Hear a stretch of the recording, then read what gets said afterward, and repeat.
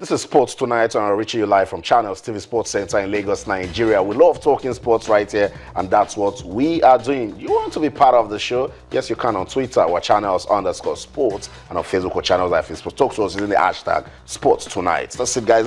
Let's go to Port Harcourt now. Crucial one for Nigeria, in which I'm coming straight to you. You're already laughing, but I don't care. Tell me what's going on, because this is the basis of development for Nigerian football. And what's all this talk about Coach Sunday Oliseh not being part of this team? Well, Austin, I'm as baffled as you are. I saw the story yesterday.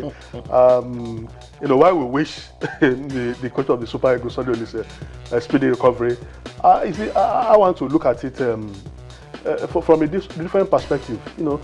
This was a man we saw on Sunday, so full of life, so full of vigor, and all of a sudden we are hearing he's sick.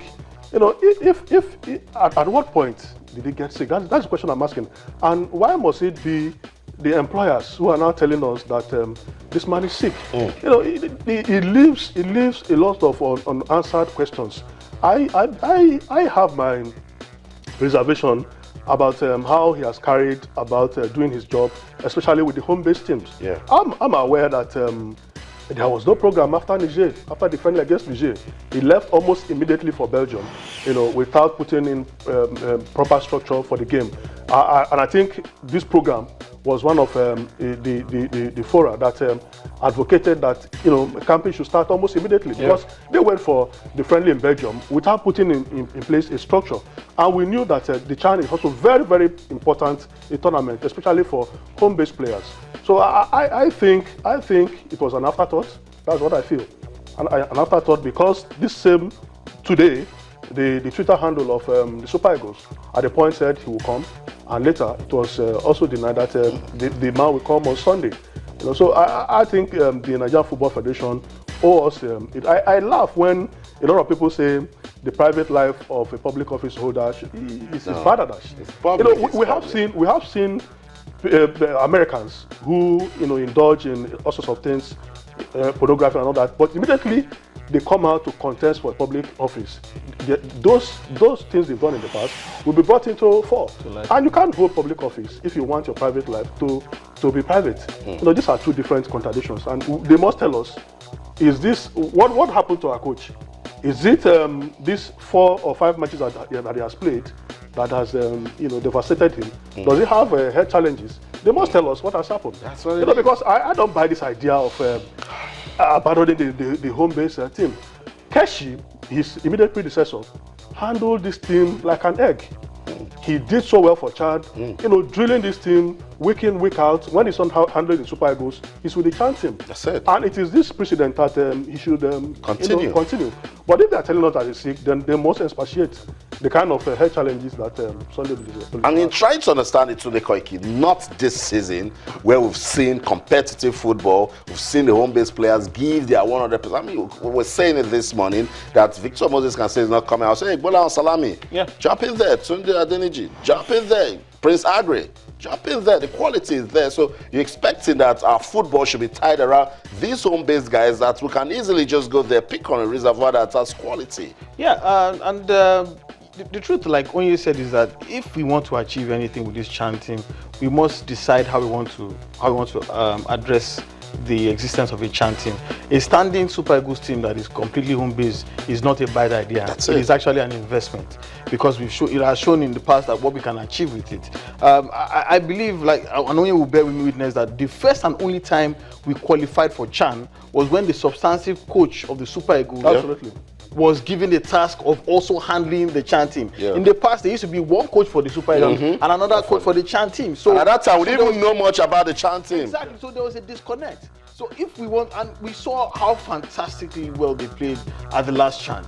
And if we want to continue in this state, it is an imperative that the coach of the Super Eagles not see the CHAN team as a chore, or as maybe some kind of thing that he'd rather not be involved in. He must see it as an integral part of whatever it is that he plans to do for Nigerian football. As regards his health challenges, I'm not, I cannot speak competently on it because I don't know what it is, but I do know, as a matter of fact, that someone spoke. I know a journalist who spoke with Sunday Oliseh today, and in their conversation, there was no mention whatsoever of the fact that he was ill. So until the NFA come out categorically and tell us that he's coming or he's not coming because of health challenges, I choose to believe that he will be on the bench of the Super Eagles come Saturday. But if that doesn't happen, I believe, and I know you can also bear me witness again, that when you talk about 3 of the most competent coaches in the Nigerian Premier League, in Nigerian domestic football today, as we speak, at this point in time, 9:30 p.m. Wednesday, 14th October 2015. You cannot mention those 3 names without mentioning Salisu Abubakar. So, but while having said that, you must also time what I said first.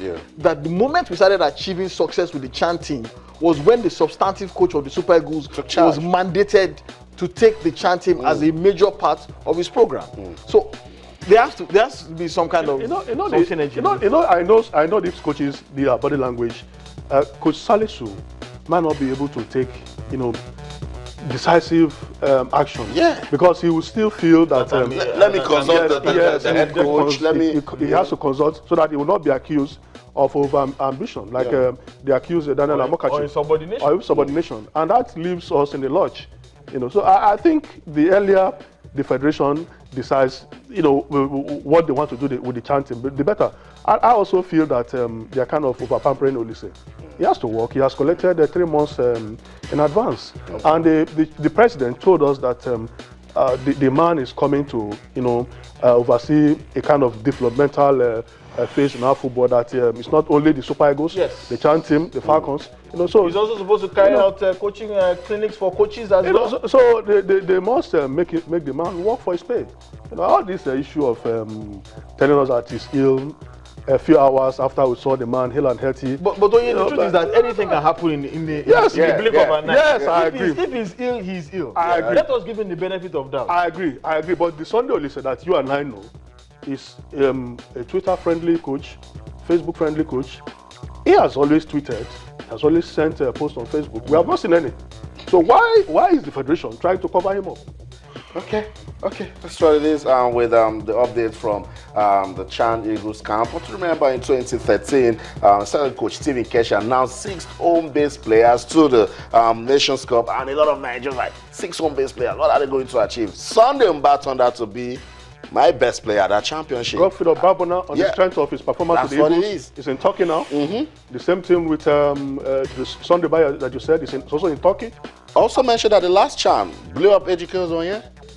So what are we talking about? Yeah, so that's what it is. So issues will come out of football in talks, but that's what it is. We want the Nigerian Football Federation to take a stance, let people know what's really going on. But the guys in the studio, every football fan, just saying it would be sweeter if those lads know that the head coach of the Super Eagles are right there with them. It's enough motivation to have Coach Sunday Oliseh stay with the guys and then teach them some good football. We'll go on another break. When we come back, the Netherlands, they won't be at the 2016 Euros. Almost impossible. That's football where anything can happen. We'll talk about that when we come back. Don't go anywhere. Stay.